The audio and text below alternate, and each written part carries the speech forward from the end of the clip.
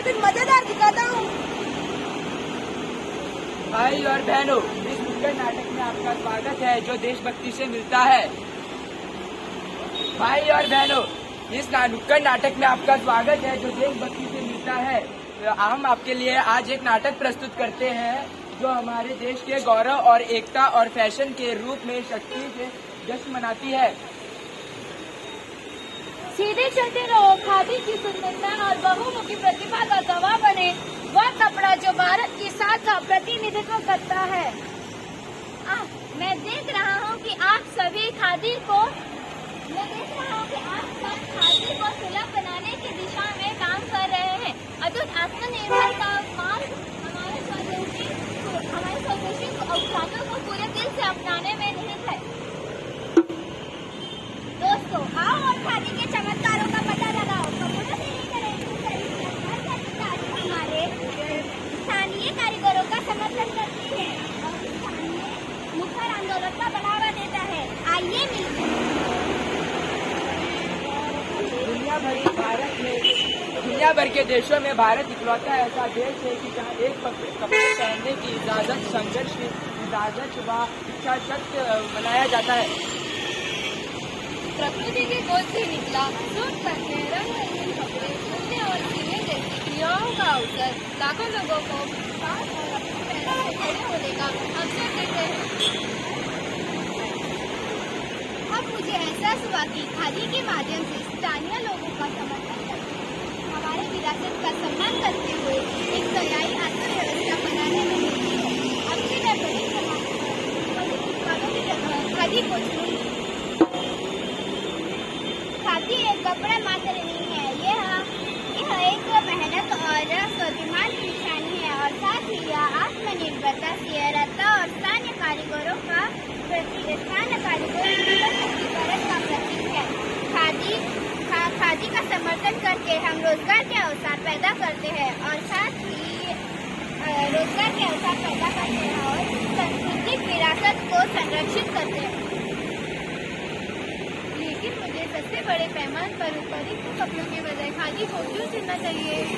खादी आजादी के 77 साल बाद आज भी अपने गौरव से सारी दुनिया को प्रेरित कर रही है। खादी हाथ से काटी जाती है और प्यार, देखभाल और बारीकियों पर ध्यान देकर हाथ से बुनी जाती है। बड़े पैमाने पर आधारित वस्तुएं पर्यावरण संरक्षण में योगदान करती है और अक्सर श्रमिकों का शोषण करती है और निष्क्रियता प्रथाओं का समर्थन करती है और सतह विकास को बढ़ावा देती है। यह खादी पोशाक न केवल सुंदर दिखती है बल्कि आरामदायक भी लगती है। मुझे ऐसे कपड़े पहनने पर गर्व है जो हमारे राष्ट्रीय पहचान के प्रतीक है। 19वीं सदी में अंग्रेजों ने अपने हाथों से तबाह होने से गांधी जी ने उनके वस्त्रों और कपड़ों को बहिष्कार किया था। बापू ने की चरखों से खादी, बापू ने की चरखों से खादी।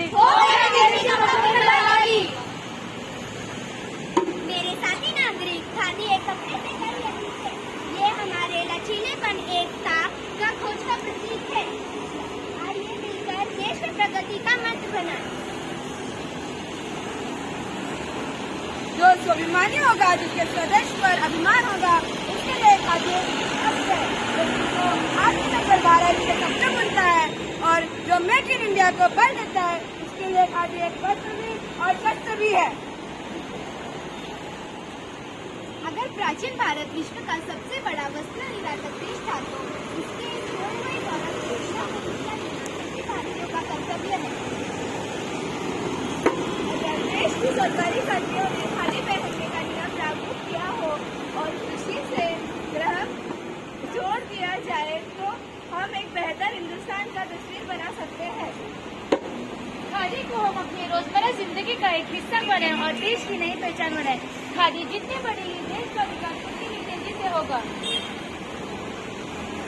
नए और स्मार्ट इंडिया के लिए हमें भी एक नया पोशाक पहनने की जरूरत है। हमें यह भी याद रखना चाहिए कि खादी वही पहनते हैं जो बराबरी और समानता के भरोसे रखते हैं। खादी हमारी राष्ट्रीय विरासत है। खादी पहनकर हमारी जड़ों से अपनी तैयारी योगदान देती है।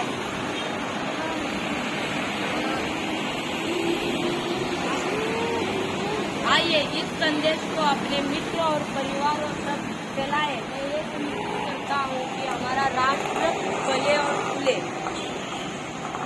आइए मिलकर खादी को गर्व से अपनाएं, न केवल एक फैशनेबल विकल्प के रूप में बल्कि देश के अविश्वसनीय धागों को बुनने वाले हाथों की श्रद्धांजलि के रूप में।